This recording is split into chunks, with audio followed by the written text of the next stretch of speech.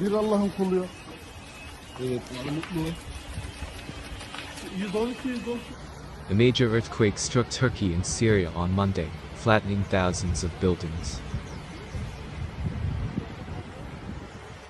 Dozens of nations pledged aid after the 7.8 magnitude quake, which hit as people were still sleeping, and amid freezing weather that has hampered emergency efforts.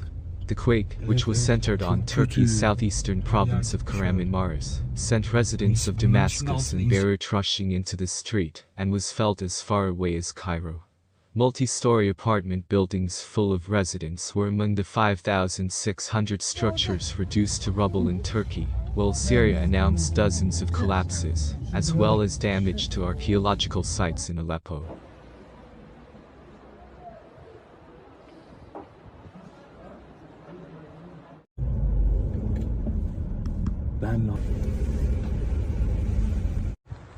Monday's first earthquake struck at 4:17 a.m. at a depth of about 18 kilometers near the Turkish city of Gaziantep, which is home to around 2 million people.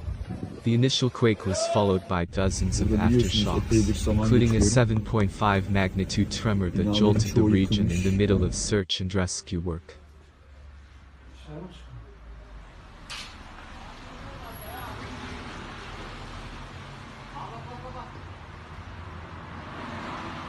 Denmark's Geological Institute said tremors reached the east coast of Greenland about 8 minutes after the main quake struck Turkey. Despite temperatures falling below zero, frightened residents in the city were preparing to spend the night on the streets, huddling around fires for warmth.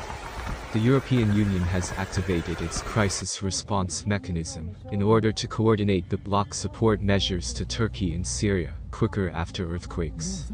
So far, there are more than 20,000 rescue personnel working in the earthquake region for recovery efforts.